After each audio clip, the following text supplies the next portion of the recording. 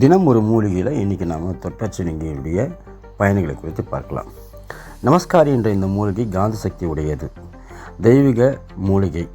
தொடுகின்ற போது இதனுடைய சக்தி மனிதனுக்குள் மின்சாரம் போல பாயும்.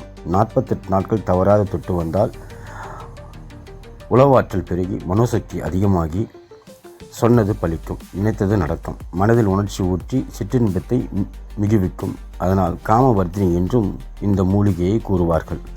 மாந்திரிக தன்மை உடையது. பகரவே இன்னுமொரு மூலிகை கேளு, பாங்கான சினுங்கியப்பா, காப்பு கட்டி நிகரவே பூசையிடும் மந்திரத்தால் நினைவாக உத்தமனே தூபமிட்டு வைத்துக்கொள்ளே என்ற ஒரு பழம்பெரும் ஒரு பாடல் உண்டு. இதன் வேரை வழிபாடு செய்து பிடுங்கி மாந்திரிகம் செய்ய பயன்படுத்துவார்கள். இதன் இலையை களிமுடன் அரைத்து பற்றிட வாத வீக்கம் கரையும், கீழ்வாதம் கரையும். இதன் வேரையும் இலையையும் சம அளவில் எடுத்து உலர்த்தி துணியில் செழித்து வைத்து கொள்ள வேண்டும். இந்த சூரணம் 10-15 கிராம் பசும்பாலில் குடிக்க சிறுநீர் பற்றிய நோய்கள், மூலச்சூடு, ஆசன கடுப்பு தீரும், சிற்றின்பம் பெருகும். 10-20 நாள் சாப்பிட வேண்டும். சூடு பிடித்தால் சிறுநீர் தாரை எரியும். இதற்கு இதன் இலையை அரைத்து 5-6 நாள் 10 கிராம் காலை தயிரில் சாப்பிட வேண்டும். ஆண்மை பெருக இரவில் பாலில் 15 கிராம் கலந்து சாப்பிட வேண்டும். சிறுநீர் எரிச்சல் குணமாகும். இதன் இலை ஒரு பிடி அரைத்து எலுமிச்சை அளவு மோரில் கலந்து 3 நாள் சாப்பிட வயிற்றுக்கடுப்பு குணமாகும், உடல் குளிர்ச்சியாகும், வயிற்றுப்புண் ஆறும். வன்னிமரம் போல தெய்வீக சக்தி உடைய மூலிகை என்பதால் துளசி போல வீட்டில் வைக்கலாம். நாளும் தொட வாய்ப்பாகும். மாத விளக்காகும் பெண்கள் இச்செடியின் அருகில் செல்லக்கூடாது, தொடுதலும் கூடாது. மேக நீரை தடுக்க மேதி நீர் பெண்வசிய மாவு கண்ணி நல்கு மதுவுமின்றி தேகமிடை கட்டாக காட்டுகின்ற சாலை துரத்திலிடும் தொட்டது சுருங்கியது சொல் என்று சொல்லுகிறார்கள். தொட்டா சுருங்கி மேகமூத்திரத்தை நீக்கும், பெண் வசியம் செய்யும், உடலில் ஓடி கண்டுகின்ற வாத துடிப்பை கரைக்கும் என்க. ஒரு பலம் தொட்டார் சுருங்கி வேரை பஞ்சு போல் தட்டி ஒரு மட்குடுவையில் போட்டு கால்படியை சலம் விட்டு அடுப்பிலேற்றி வீசம்படியாக சுண்ட வடிகட்டி வேலைக்கு 1/4 அல்லது அரை அவுன்ஸ் வீதம் தினம் 2 அல்லது 3 வேலை கொடுக்கவும்.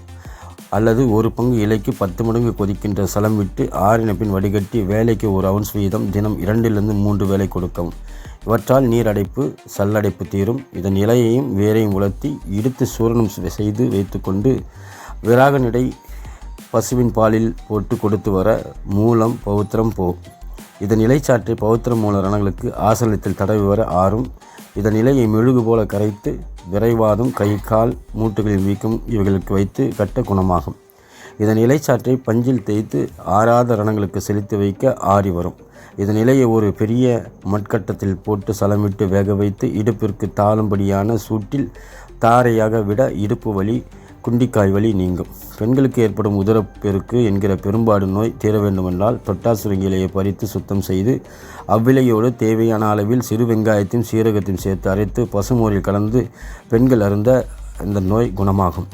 குளிப்பின் குணமாக இவ்விலையை பறித்து வந்து சுத்தம் செய்து உள்ளங்கையில் வைத்து கசக்கி அதில் இருந்து வரும் சாறை உடலில் ஏற்பட்ட குளிப்புண்ணில் விடுவதோடு கொஞ்சம் இலையையும் அந்த புண்ணின் மீது கசக்கி வைத்து தூய்மையான துணியால் கட்டி வந்தால் சில நாட்களிலேயே குளிப்பின் குணமாகும்.